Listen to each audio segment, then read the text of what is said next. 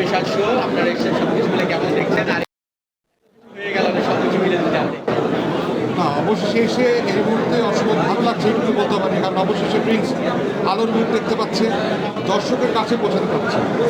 কারণ ছবিটা আসলে বানানো হচ্ছে দর্শকদের জন্য, এটা তো ডিরেক্টর বাসায় বসে দেখার জন্য বা আমার তো বাসায় বসে দেখার জন্য বানায়নি, এটা একেবারেই দর্শকদের জন্য, আম জনতার জন্য ছবিটা বানানো। সেই কারণে অসম্ভব ভালো লাগছে। এক্সপিরিয়েন্স অম্লমধুর সব ধরনের এখানে ছিল। এই ছবি করতে গিয়ে আমি বিচিত্র সব অভিজ্ঞতা হয়েছে।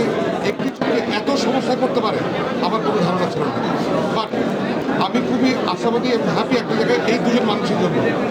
ওনাদের ভিতরে যে পজিটিভিটি, দ্যাটস রিয়েলি অ্যামেজিং। আর আমি স্পেশাল আমার ডিরেক্টরের কথা বলতে চাই, এরকম ধাতুতে করা মানুষ আমি আমার ক্যারিয়ারে দেখি। যে পরিমাণ সমস্যার ভেতর দিয়ে আমরা গেছি, আমি সম্বন্ধে প্রথম দিনে পালিয়ে যেতাম।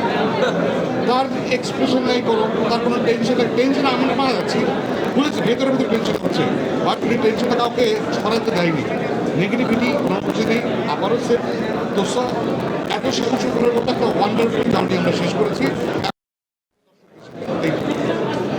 শরীফ ভাই যদি একটু যোগ করতেন দিনার ভাই, আমরা দেখেছি গ্যাংস্টার লুকে ট্রেলার টিজারও সব দেখেছি, দর্শকরা দারুণ প্রশংসা করছে। এ ধরনের ক্যারেক্টার বলবেন আগে দেখেছি কিনা আমার সন্দেহ। সব কিছু মিলিয়ে প্রিন্সের এক্সপিরিয়েন্সটা জানতে চাইবো, আর এই যে একই কথা আসলে সে দেখতে পাচ্ছে দর্শক। না, মানে আমি যেহেতু অ্যাক্টর হিসেবে সবসময় চেষ্টা করি যে একটা নতুন